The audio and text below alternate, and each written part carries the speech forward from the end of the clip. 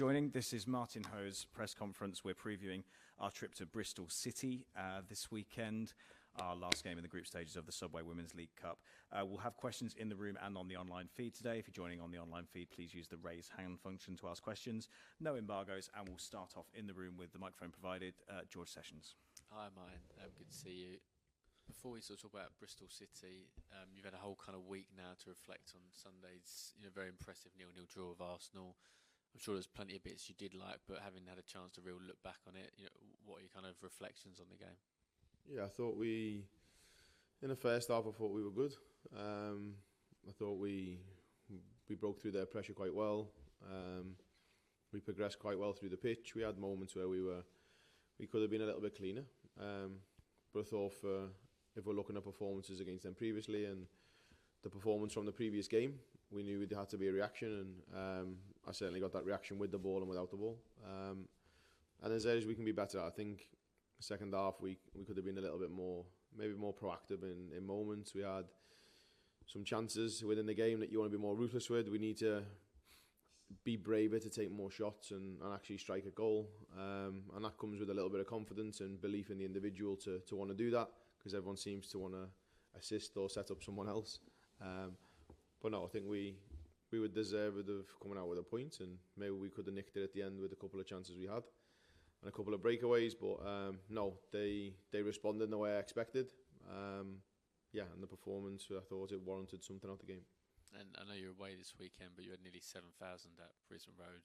It sort of feels like you're really building a following. Do you kind of sense that as well, with that kind of connection with the fans and the team? The fan base now, I think they've really bought into what the players are trying to do, what we're trying to do, the direction we're trying to go in. And I feel that's even home and away. I think it's been really good, George. I think they've supported us in numbers away. I think London City was a real big recognition for them, but I felt that was a real turning point for us in terms of from start to finish. They were behind the team. It was the first time I've really felt that we outsung, we out-cheered, we were louder than the home team, and I think we've showed that now in our home game against Arsenal, where we've had enough 7,000 in the ground, and it was a really nice feeling for the group of players and for myself to know the support is growing, the visibility is there, the connection with them is there, and what we want to make sure is that we can continue to bring those fans back to watch us more often, and new fans within that at the same time, that we can keep pushing the team forward, we can keep pushing women's football forward, and we can keep generating bigger attendances. Sure, and looking ahead to this game, there's an injury for Charlotte this week. How is she, and what is the kind of general team news as well around that? Yeah, the rest of the team are good. Just the long-term absentees. Araya Dennis has got a little bit of a knock, so she won't be available for the game. She'll be back in training next week over the international break. And then Charlie's had a little bit of a bump in training. And we'll have a little bit of a setback in the short term now, so we just need to make sure we help her with it. She was in today in good spirits and in a good place, so we have to just make sure we support her. But just a little niggling knee injury that we need to get right, and we'll do that over the next few weeks. And just finally for me, in terms of Bristol City, they obviously had a taste of the WSL a couple of seasons ago, sort of a tough time in that. What do you make of them? Quite a lot of changes since then. Lauren's obviously left after a long spell there, but trying to sort of get back, moving up the Championship and back into the WSL. Yeah, I think they've done well. They've recruited exceptionally well in this window. The window just gone in the summer, and they'll probably do the same in January. And obviously, I'm aware. Obviously, I've coached with Charlotte and I've worked with Charlotte before, the new manager. And a lot of those players she has there now have either been in the WSL and proven, or they've been successful in their own individual careers. In Sophie Ingle, in Vicky Lasada, and you've got some really, really good players in their front line, young players who are trying to prove a point. So I know it's going to be a tough game. It's not going to be easy. They're pushing the top end of that Championship. They've had a really good run now in the league, and they'll want to make sure that now they've had a very clear run into this game. They'll want to prove a point, and they'll want to make sure that there's a performance that they can knock us off track and probably derail us from moving on in this competition. Thank you, George. Moving to questions on the online feed, we'll start with Helen.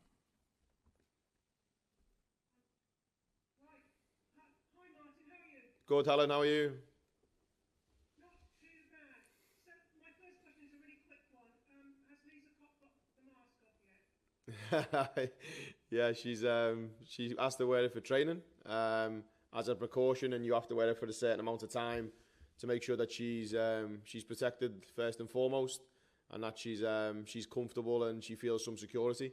So yeah, she still wears that for training and for games in the near future now, and hopefully over a period of time we can remove that mask when Lisa makes the right progress.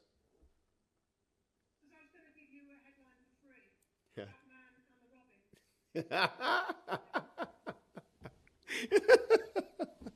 Fair play, fair play. You could have that one for free. Because I saw she put a Batman thing on her Yeah, social media. yeah, fair play. The theme tune and everything. It was very funny. Anyway, so quickly, you just mentioned her briefly there, but Charlotte Healy, obviously you know her really, really well. You spent a lot of time with her at Man United. Can you tell me a little bit about her as a coach, a person, and what you expect from her kind of team?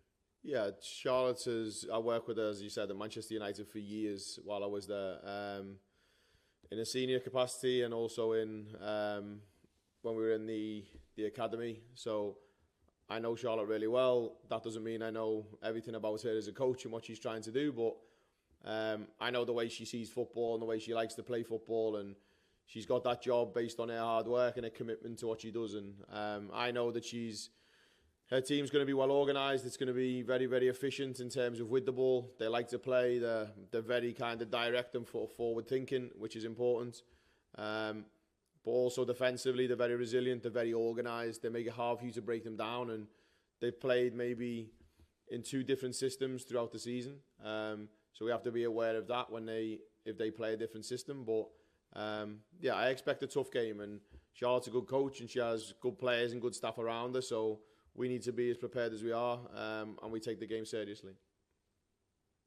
And obviously, turning that around, she will know your kind of style as well. So have you got any sort of surprises up your sleeves? Yeah, she'll know me as a person. Maybe my way of playing is probably different to when you're working as an assistant. You're coaching the principles and game model of a head coach who's in front of you, and maybe the way I think of football is slightly different. But she'll definitely have watched the games, which will give her an indication of what we're trying to do and how we try to do things. But she definitely knows how I think about football and the way I want my team to behave. So I have to make sure that we cause some problems, which we will do. We have, as you just said, we have some different problems for the solutions they will try and find. Yeah, and we've worked on some of those aspects over this week. My last question is, I know it'd be great if you can win this one and go through automatically, but I mean, this is usually the occasion for everyone to rotate their squads, so I'm guessing there'll be a few players we don't always see starting that you'll put there on Sunday? I will always put the best team out, Alan. I think, yeah, maybe people see it as a competition to rotate, but I don't take any game and any competition lightly. I'm not here just to kind of take part and just kind of turn up and play a game, we win or we lose. And I want to make sure we build a winning culture. And what I feel is the right team to go out in this game, to win the game, I will put out. And if that includes changes or it doesn't include changes, it's what I feel is right for the game, right for the game plan. And yeah, if opportunity presents itself within the game to start or coming into the game, yeah, I'll give those players the opportunity when it's right. Brilliant. I hope it's a good match. Thank you. Chris Cowling. Hi Martin, it was nice to see a huge smile on your face on Sunday. It's probably the happiest we've seen you after a game. How important is it that you, and especially the players, enjoy moments like that so you can get your message across that you can, the Spurs women can compete with the very, very best week in, week out? Yeah, I'd like to think I smile a bit more, but maybe I don't, Chris. So maybe I need to work on that a little bit. No, I was delighted more for the players and the staff behind me. I get a lot of support from them, and they do a lot of the work. The players work tirelessly every week, and then for the fans at the same time, because yeah, we need to give them more moments where they can feel like they can lift us. We need to give them more moments they can celebrate. Yeah, and maybe to some people it's like, well, you drew the game. Yes, we drew the game, but if you look from where this team was 3 to 4 months ago was totally different. And actually, it takes a lot for the players psychologically to overcome some of these moments. And there was probably a lot of pressure on the players going into the game. As everyone alluded to, we'd done well in pre-season. We hadn't performed in the London City game. Everyone wants us to perform at a North London derby. So I knew there was going to be some sort of pressure on the group to deliver, but we tried to remove that and take the emotion out of the game and just perform. And I think the players made a good account of themselves. If I'm looking at the group now and saying in 4 months' time and that performance is there, I'd be absolutely delighted, because it shows progress. It shows a real commitment to the badge in the club, which is important to me. And there was a lot of passion in that performance, and I seen levels in certain individuals that I haven't seen before, and that was really nice to see. But it was just a good moment for me to be able to, and the players to give something to the fans and the staff who do a lot of the work. So you can see a lot of individuals being a lot more confident now than when you first came in. Yeah, totally, and that takes time. You can't get confidence at the click of a finger, Chris, as you know. It takes time, and once a player and any individual in any walk of life, you make one error or you make one mistake and you think you're at rock bottom straight away. So confidence takes time, and confidence, in my opinion, comes in different ways. It's either through performance, it's through action, it's through your own belief. And I'd like to think the players now, with what they're doing and how they're performing, there's been a bit of inconsistency in certain moments, but over the course of the period we've just had now and going into that game, I feel we were deserving of taking something from that game. Martin, how important is this competition to you and the football club? Yeah, really important. I don't go into any competition, Chris, thinking, we can just kind of change the team or rotate and the competition doesn't matter. Every competition matters to me because I'm a serial winner. I want to win. I don't want to lose, and I want to make sure that what I do is, first and foremost, I respect the opposition. And just by rotating your team, how much do you show that? Actually, do you know what? I respect any team we play against. And if I feel they're a good team, I'm going to put the best team out to win the game. And I always do that, and the players know that. I won't just rotate for the sake of rotating. The team that I feel wins the game will play. And actually then what you do is you build more competition within. And once you build competition within, there becomes a bigger respect and a bigger belief. And actually you can take the right steps moving forward. And we have to continue to do that if we want to be the best team that competes at the top of the table. Lastly, of course, you played the North London derby last weekend. The men have got the North London derby away at the Emirates on Sunday. Were you watching the game on the way back from Bristol? Too right, I will be here. I watch all of the men's games. I get to a lot of them. I have so much time for Thomas and his staff and the players. We connect quite closely and we talk a lot. So, no, I hope they go and do the job, and I have no doubts they go into that game with confidence. They're in a really good position in the league. And I think they'll go into that game with, the belief and confidence they can get a result. I definitely think that. Best of luck. Thanks, Martin. Thank you, Chris. That's Chris. Dan Pentland. How are you? Good, how are you? Yeah, good thanks. I just wanted to come back to Charlotte. I just wonder, from working with her previously, what's kind of the biggest thing she's taught you, and then the other way around, kind of, what's the biggest thing you kind of think you made, kind of making an impact on her career? I think we've been very supportive of one another. We've always been there when one of us has need to lift one another, we've done it. When we've need to give each other advice, we've done it. We work very closely at Manchester United together, on the pitch. So around the technical and tactical aspects of the game, we've done so much together. We've always been trying to support one another, enhance each other's development and football knowledge, but at the same time try to always be honest with one another of where I feel I'm at, she feels she's at, and then how can we help each other take the right steps. And I was delighted when I seen her, she got the job, because she's worked tirelessly hard in the clubs I've been at before too. She was at Liverpool, she's been at Manchester United, now she's took a step into management. So I support her. If she asked for any advice, she would always get it.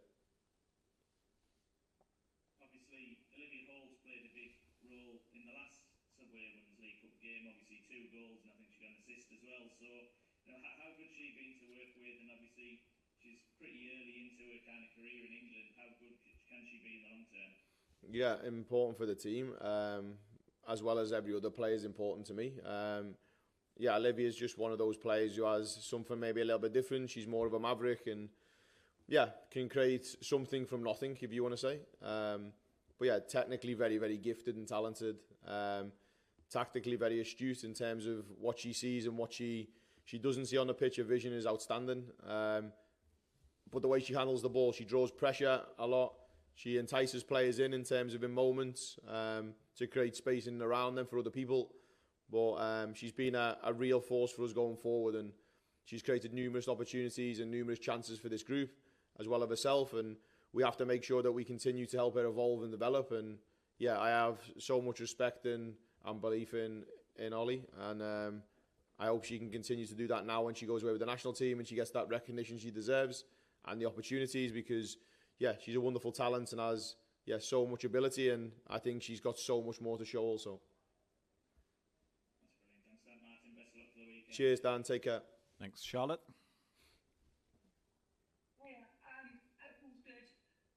I know, obviously, no manager's going to be in a competition and say they don't want to win it. But what, just picking up on what Chris was saying, what kind of difference would it make for Spurs to actually get the whole way and lift this trophy in this competition?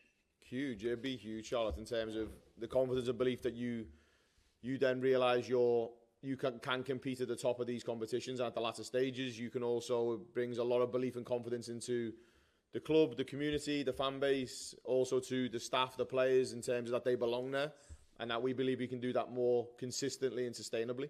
And actually then as a club, you know that if we're willing to do the hard yards that we say we want to do, that no matter who it's against, if it's a final, if it's a semi-final, it's a quarter-final, if we can win these games, we put ourselves in a good position. And I'm really excited for this next game. And every competition, if it's this competition, the FA Cup, it's the league, it's the same for me. I want to make sure that winning breeds confidence, and confidence is very, very important in football. And if you have that confidence in football, you can go a long way.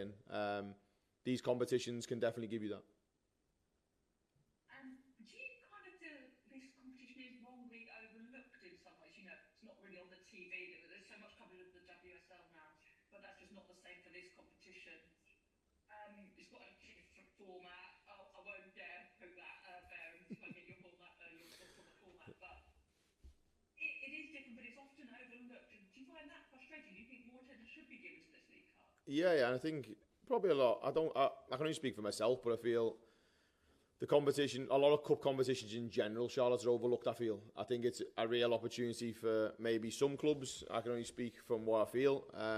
That's kind of an opportunity to rotate and change. And but actually, I'm really big on, if we're in these cup competitions, you want to win them and you want to be competitive in them. And actually, I look at it from a different perspective. It can propel your profile, your connection with a fan base, connection with supporters. It can enable people around you, especially supporters, to go and have a real big opportunity to go and be at a final, whether it's Wembley or another big ground. And then again, it builds confidence. It's good for your recruitment, your strategy. It builds massive belief in the individuals that you can compete at the top level. So there's so many factors, I feel, that it positively impacts. And that's why I'm so big in these competitions, that I make sure the team that goes out will be the team that I feel can win the game.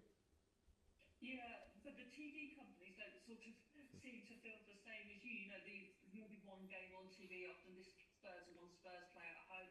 It seems to be that for all the momentum women's football has got here in the media, this competition is overlooked.